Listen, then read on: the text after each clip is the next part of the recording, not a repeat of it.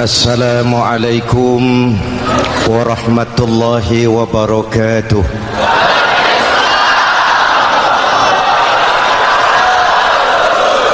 Alhamdulillahillazi ja'ala Ramadana syahra siyami lil mu'minin.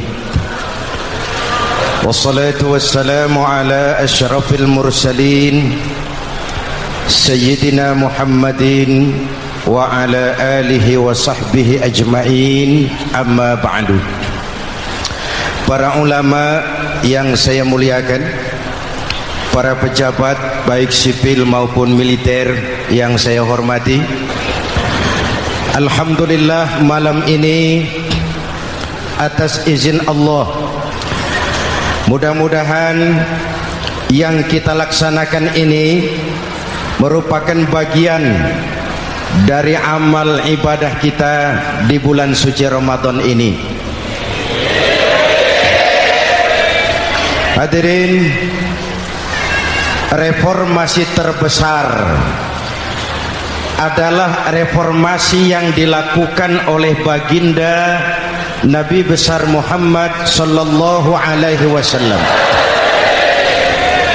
23 tahun merombak satu bangsa biadab menjadi bangsa beradab, merombak umat yang terpecah belah menjadi umat yang bersatu, merombak masyarakat yang tenggelam dalam kemusyrikan menjadi umat yang bertauhid. Reformasi besar apa yang dilaksanakan oleh Rasul dan apa hubungannya dengan kita sekarang? Ini yang ingin saya sampaikan malam ini. Pertama, beliau melaksanakan reformasi akidah, membebaskan manusia dari kemusyrikan, menyelamatkan manusia dari ketergantungan kepada benda. 13 tahun beliau berjuang di kota Makkah hanya untuk menanamkan la ilaha illallah Muhammadur Rasulullah. Dari sana segalanya dimulai, meletakkan fondasi. Saya yakin tidak ada Tuhan selain Allah dengan seluruh konsekuensinya. Kalau saya yakin tidak ada Tuhan selain Allah, maka saya tidak akan menyembah kecuali hanya kepada Allah. Orang yang benar fondasinya, benar sujudnya. Jelas?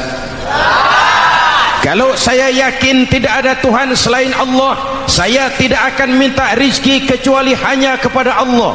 Orang yang benar fondasinya, jauh dari korupsi, jauh dari judi.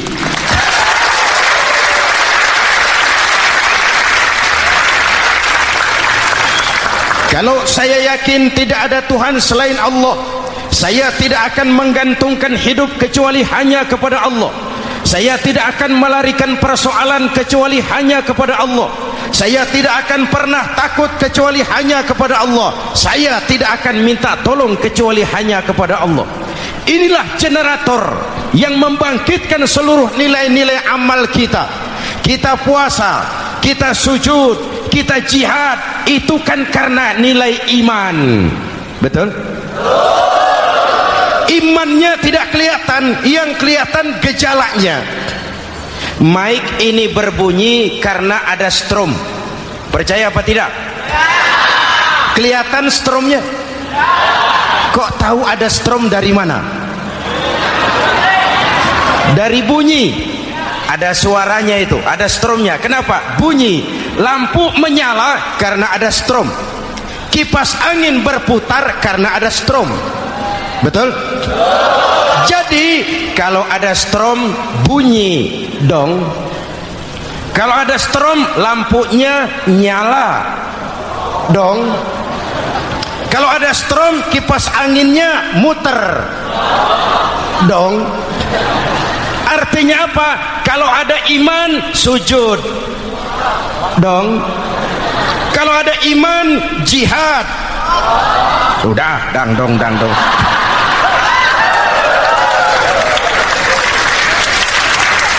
seluruh amaliyah kita hanya refleksi dari nilai-nilai keimanan. Maka dimulai dengan fondasi. Kalau fondasi kuat, apapun yang mau dibangun aman. Kalau fondasi rapuh, apa yang mau dibangun di atas fondasi yang rapuh. Karena itu, dengan tabligh akbar ini, pesan pertama saya, mari jaga nilai-nilai iman kita. Kita masih bergelut dengan zaman susah. Judi kembali merebak, narkoba meracuni remaja dan pemuda-pemudi kita, padahal dua-duanya sumber segala macam kemaksiatan.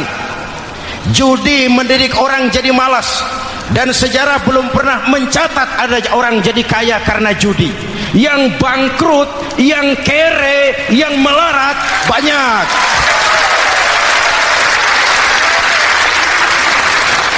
Makanya saya bersyukur di sini nggak ada yang judi. Nggak ada, mana saya nggak lihat di sini. Entahlah kalau di luar sini.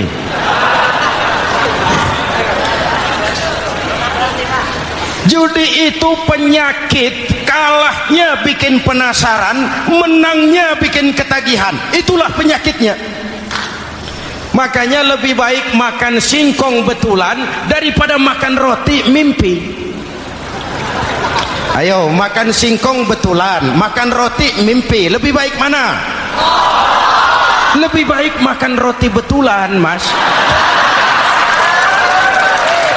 Maksud saya, uang 4-5 ribu rupiah itu daripada belikan togel, daripada dibelikan pakong, daripada dibelikan macam-macam undian judi, lebih baik dibelikan beras, makan sama-sama. Hadirin yang saya hormati, karena iman kita hidup, untuk iman kita berjuang, dalam iman kita ingin kembali menghadap Allah Subhanahu. Dahulu pun orang-orang tua kita berjuang memerdekakan negeri tercinta ini. Apa faktor penggerak utamanya? Iman. Imanlah yang mengajarkan orang-orang tua kita, hubbul watan minal iman. Cinta tanah air bagian daripada iman. Lah, tanah air kita kan bukan Aljazair, tanah air kita bukan Palestina, tanah air kita bukan Mesir, tanah air kita mencintai Indonesia bagian daripada iman. Yang datang menjajah kebetulan kafir. Lah ini, bertemulah cinta tanah air dengan semangat jihad yang diajarkan agama. Lalu bangkitlah para ulama, bangkitlah para kiai, bangkitlah para santri, berjuang memerdekakan negara tercinta ini. Saya tanya lagi, orang-orang tua kita dahulu berjuang melawan penjajah, senjatanya apa? Bambu runcing. Jenderal mana mau taruhan bambu runcing merdeka melawan tank, bambu runcing merdeka melawan meriam, bambu runcing merdeka melawan tentara-tentara profesional yang terlatih dengan baik? Menurut logika tidak mungkin, menurut kebiasaan tidak bisa, menurut rasio impossible. Entoh nyatanya kita merdeka. Lalu para pendiri Indonesia dengan jujur mencantumkan dalam mukaddimah Undang-Undang Dasar Negara kita kalimat yang berbunyi, dengan berkat rahmat Allah yang Maha Kuasa. Ada tidak itu dalam pembukaan Undang-Undang Dasar? Ada apa tidak? Pokoknya biar belum pernah baca, ada gitu saja sudah, biar lancar urusan. Saya yakin kalimat ini bukan lipstick, not decoration only. Kalimat ini pengakuan moral, pengakuan batin yang sangat jujur dari para pendiri Indonesia bahwa Allah campur tangan dalam proses kemerdekaan. Kalau tidak, nggak ada ceritanya bambu runcing merdeka melawan tank.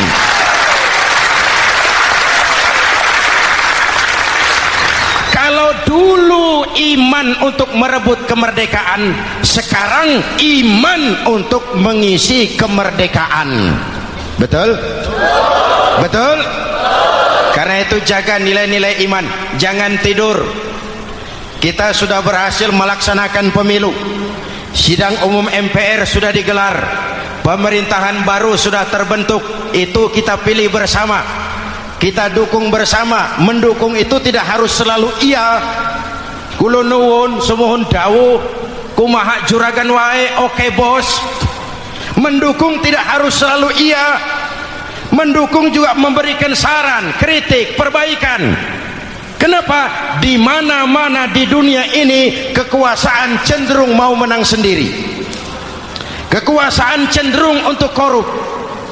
Karena itu kalau kita cinta kepada pemerintah, kita harus mengawasi jalannya pemerintahan kita ini.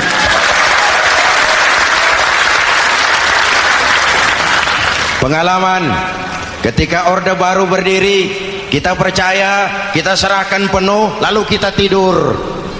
Akhirnya kita jadi susah sendiri. Betul? Umat Islam tidak boleh jatuh dua kali di tempat yang sama. Hari ini lewat sini jatuh wajar, belum tahu barangkali. Besok lewat sini lagi jatuh lagi, goblok tenan gitu. Masa jatuh dua kali di tempat yang sama itu bagaimana? Hadirin yang saya hormati, nilai-nilai iman, intan paling mahal, mutiara paling berharga, tidak lain nilai iman. Imanlah yang menyebabkan kita gembira menyambut datangnya Ramadan, menyingsingkan lengan baju, menghamparkan sajadah, melakukan pendekatan yang intens kepada Allah. Kenapa? Kita mengerti nilai Ramadan. Tempo hari saya berikan contoh. Di tangan kanan saudara ada berlian, harganya 50 juta. Di tangan kiri saudara ada rumput seikat. Berlian dan rumput ini taruh di depan kambing. Kira-kira mana yang diambil kambing? Rumput, dasar kambing. Kambing tidak ngerti nilai berlian. Padahal kalau kambing sedikit mau pakai otak. Kalau berlian yang saya ambil, kata kambing, lalu saya bawa ke pasar, kemudian saya jual, harganya 30 juta, lalu dibelikan rumput, dapat rumput sekabupaten. Tapi kambing tidak ngerti nilai berlian. Yang kambing tahu cuma rumput. Kenapa? Hidup kambing cuma melayani perut. Maka kata Imam Ali karramallahu wajhah, orang yang hidupnya hanya untuk melayani perut,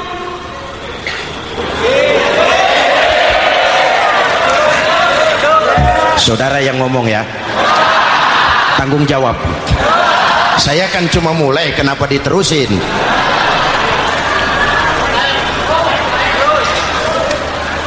Hadirin yang saya hormati, jaga iman baik-baik, wariskan kepada anak-anak kita. Mereka harapan kita semua. Mereka masa depan Indonesia. Akan bagaimana Republik Indonesia, bahkan akan bagaimana Islam di Republik Indonesia 20, 30, 40 tahun yang akan datang. Anak-anak kitalah jawabannya.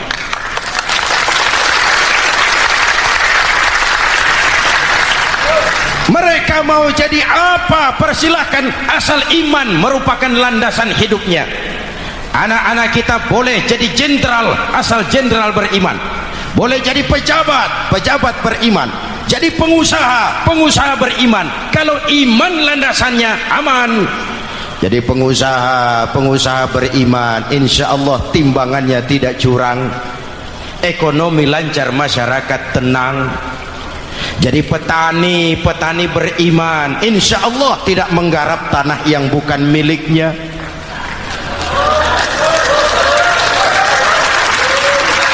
Jadi pejabat, pejabat beriman, insya Allah korupsinya sedikit.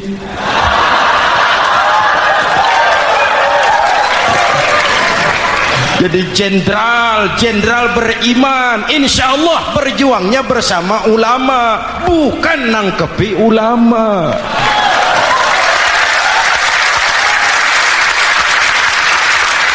Jadi teknokrat, teknokrat beriman, jadi pengusaha, pengusaha beriman, jadi seniman, seniman beriman, jadi maling. Nggak ada, mana ada maling beriman. iman landasannya, insya Allah aman.